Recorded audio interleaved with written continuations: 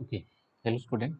Last time अपन ने nodal analysis को स्टार्ट किया और नोडल एनालिसिस पर हमने कुछ बेसिक न्यूमेरिकल्स हमने देखे और किस तरीके से हम nodal analysis for the resistive circuit हम अप्लाई कर सकते हैं, ठीक है। और कैसे हमने उनको देखा कि किस तरीके से हम जीरो लेवल से जो सिंपल सर्किट है, ठीक है, या फिर कोई कॉम्प्लिकेटेड सर्किट जिसमें हम करंट फाइंड कर सकते हैं, कोई भी नोड का पोटेंशियल हम फाइंड कर सकते हैं। बिल्कुल एक ऐसा ही ये सर्किट है और इजी सर्किट है, देखने में ऐसा लगता है, ठीक है। बाकी हम नोडल एनालिसिस से इसको इजीली सोल्व कर देंगे। ओके, तो इसमें पूछा क्या है कि जो ये जंक्शन पॉइंट है ना, ए पॉइंट, ठीक है, ये वाला, यहाँ का हमें क्या बताना है, पोटेंशियल बताना है, ठीक है। तो ये बहुत सिंपल सा सर्किट है। तो अगर ये जंक्शन अपना पॉइंट है तो अपन इसका रेफरेंस मतलब हम इसका नोड यहाँ पर कंसीडर कर लेते हैं, दैट इज एक्स, ठीक है। अब सिंपली यहाँ पर मैंने पहले आपको बताया था कि कोई जरूरी नहीं होता है कि कोई रेफरेंस नोड हो और उसका पोटेंशियल वहाँ पर जीरो हो, क्योंकि ये सब यहाँ पर अपने लिए रेफरेंस नोड हो सकते हैं, ठीक है। तो कोई जरूरी नहीं कि हमेशा उनका पोटेंशियल जीरो, ये मैंने आपको पहले ही समझाया, ठीक है।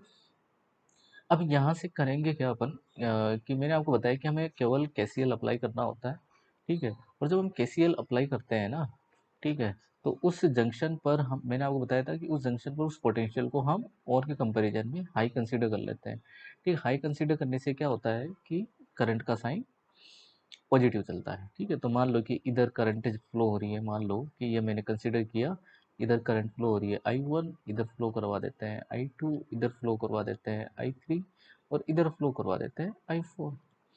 ओके, तो इसका मतलब हमें एक बात तो समझ में आती है कि I1 अगर KCL हम अप्लाई करें यहाँ पर, so I1 plus I2 plus I3 and plus I4 and that should be equal to zero. अच्छा, अब हमें पोटेंशियल डिफरेंस चाहिए होगा तभी हम करंट फाइंड कर पाएंगे, ठीक है। तो जैसे हम सबसे पहले I1 की हम बात करते हैं, तो यहाँ का पोटेंशियल x है, ठीक है, और यहाँ का पोटेंशियल कितना होना चाहिए, ठीक है, दैट्स इम्पोर्टेंट। तो यहाँ का पोटेंशियल कितना होगा, x माइनस 15। ओके, जब इन दोनों, इस वाले पॉइंट के और इस x के, इस नोड पॉइंट के बीच का पोटेंशियल डिफरेंस हम चेक करें तो वो कितना मिलेगा, x माइनस 15। तो ये कितना है, x माइनस 15 है। ओके, अच्छा, अब ये x माइनस 15 और ये पोटेंशियल यहाँ का है 20, ठीक है। सो x minus 15 and minus 20, okay, and divide by 2, ठीक है। तो ये इसकी में करंट मिलेगी हमें I1।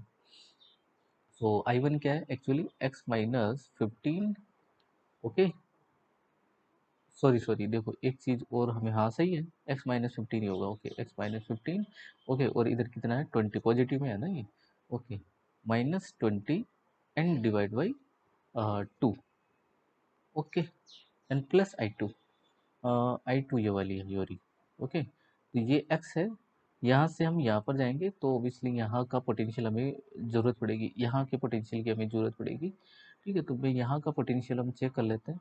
तो यहाँ का पोटेंशियल कितना है, -50। जब हम इधर आएंगे, -50 और इधर का पोटेंशियल ये क्या है, +5 वोल्ट।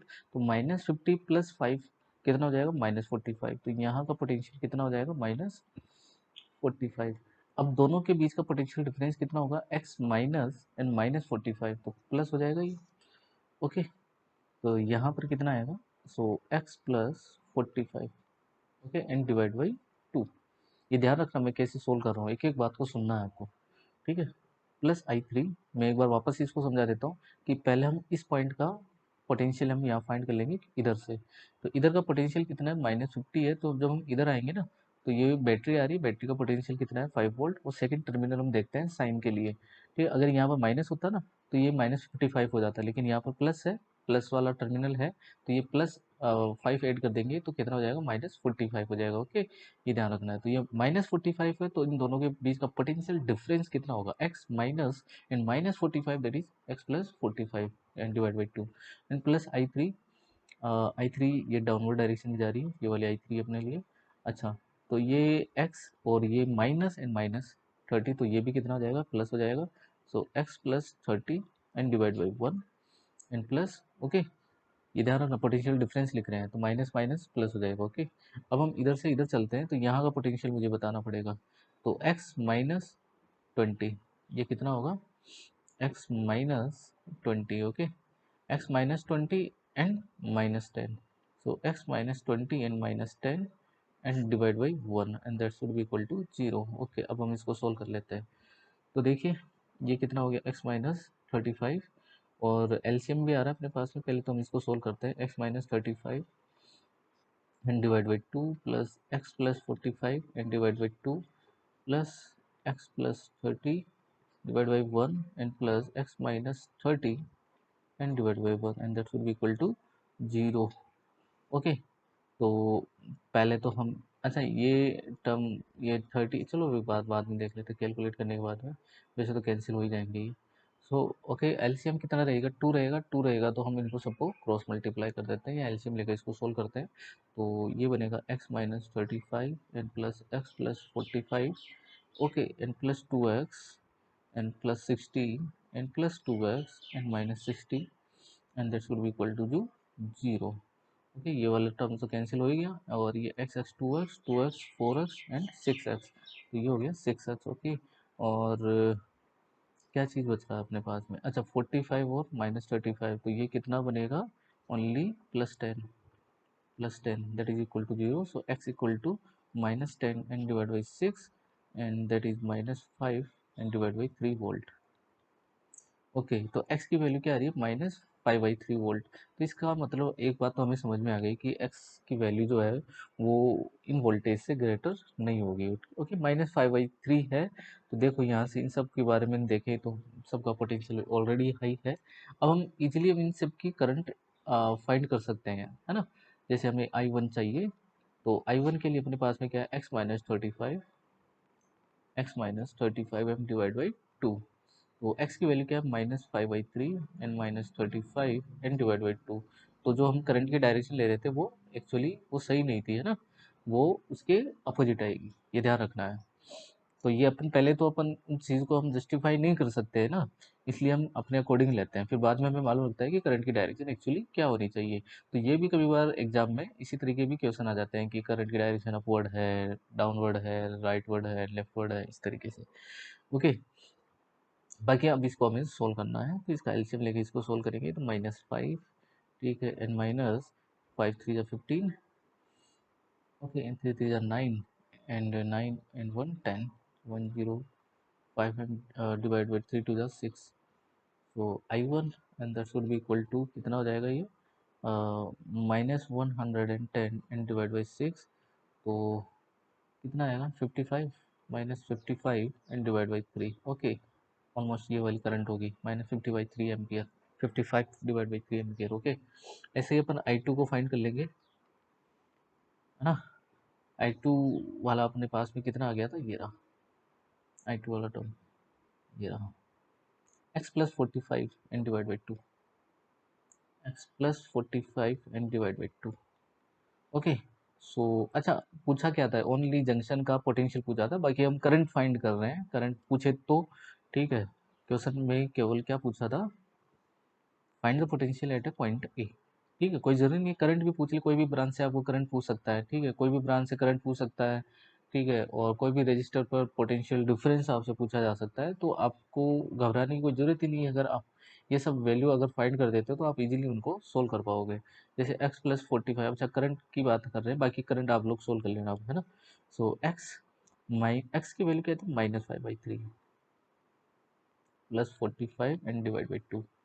तो ये आ जाएगा -5 एंड 5 3 जा 15 और 4 3 जा 12 and 12 and 1 13 plus and divide by 6। Okay, तो ये हो जाएगा ये हो जाएगा 30, हो ना, प्लस है ना ये। ओके, तो 130 डिवाइड बाई 6, तो कैंसिल हो रहा है, 2 6 जा 12, है ना, 2 6 जा 6, है ना, 2 से कैंसिल होगा ये, 2 6 जा 12 एंड 2 5 जा 10 एंड डिवाइड बाई 3। ओके, तो ये आ जाएगा 65/3 एम्पियर करंट, ये मिलेगी अपन को। अच्छा देखो, जैसे अपन को क्या मिल गई, I1 और I2 आ गई। जैसे मान लो कि ये अपने पास में I1 आ गई और ये क्या आ गई, I2 आ गई। तो यहाँ पर जो पोटेंशियल डिफरेंस होगा ना 2 पर, ठीक है, तो वो कितना आएगा, ठीक है, तो करंट कितनी फ्लो हो रही है बस आप उसको चेक करो और उसको V equal to I R लगा दो, ओम्स लॉ लगा दो, ठीक है, तो पोटेंशियल डिफरेंस मालूम हो जाएगा। ओके, अदरवाइज आप ये वाला पॉइंट है ना, x-15 एंड -20, ये लगा दो, वही आंसर आएगा।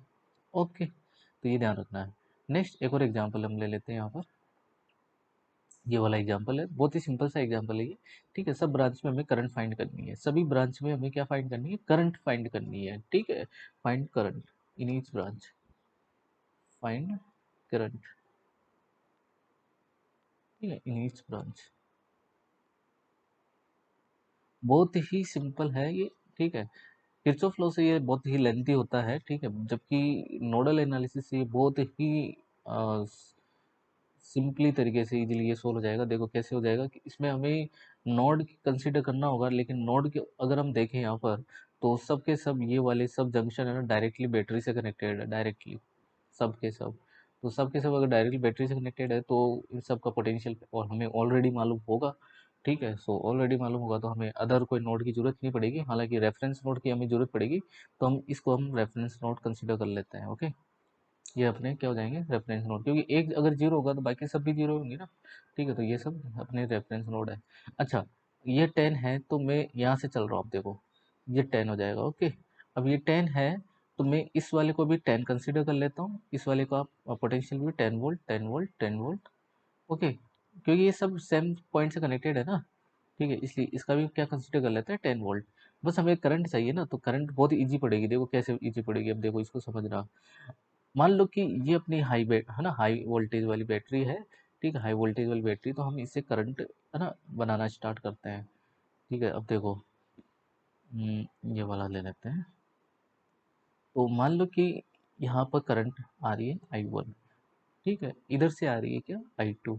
ओके, I1 और I2 यहाँ पर इस जंक्शन पर क्या हो जाएगी, ऐड हो जाएगी, तो ये बनेगी I1 प्लस I2।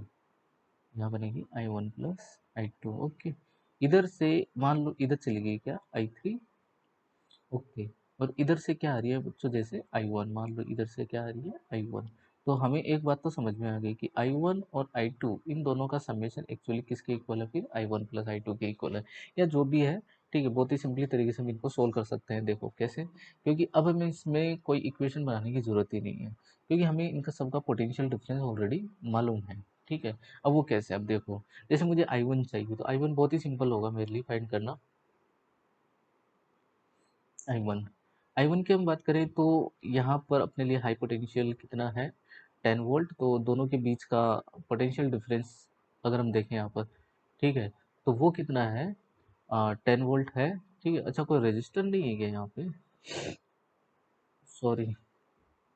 चलो I1 को छोड़ते हैं, एक बार अपन बाद में चलते हैं, इधर से चलना स्टार्ट करते हैं। ठीक है, सॉरी ये I1 थोड़ी है ना, ये तो I4 है, सॉरी मैंने गलत किया ना, I4। ओके, तो इधर से चलना स्टार्ट करते हैं अपन, I1 की हम बात करते हैं, इधर से I1। अच्छा, तो पोटेंशियल डिफरेंस मुझे चाहिए, यहाँ का पोटेंशियल कितना है, 10। ये वाला कितना है, -50। तो बच्चों इस वाले का पोटेंशियल कितना होगा, इस वाले पॉइंट का पोटेंशियल कितना होगा, है ना। ये हो जाएगा 10 - 50। ठीक है, तो कितना बनेगा, -40। ओके, ये पोटेंशियल होगा -40 होगा, है ना। कितना होगा, -40 होगा। तो पोटेंशियल डिफरेंस कितना है यहाँ का, -14 -0 एंड डिवाइड बाई 2। तो करंट एक्चुअली इसमें अपवर्ड डायरेक्शन में फ्लो नहीं होगी, डाउनवर्ड डायरेक्शन में फ्लो होने वाली है। ओके, ये ध्यान रखना है। देखो इसका पोटेंशियल, देखो मैंने क्या लिया है, 10 वोल्ट था ना अपना यहाँ का। ठीक है, पोटेंशियल, और यहाँ पर कितना है, 50। ठीक है, 50 का ये सेकंड टर्मिनल क्या है, नेगेटिव, -50। ओके, तो पोटेंशियल डिफरेंस एक्चुअली है कितना, यहाँ पर पोटेंशियल डिफरेंस कितना है वो चेक करना है अपन को। ठीक है, तो यहाँ से गया 10 एंड 10 - 50 लगाएंगे ना, 10 - 50, तो ये टोटली कितना हो जाएगा, -40। Okay, so -40 and divide by 2। तो करंट कितनी फ्लो हो रही है, -20 एम्पियर। ओके, -20।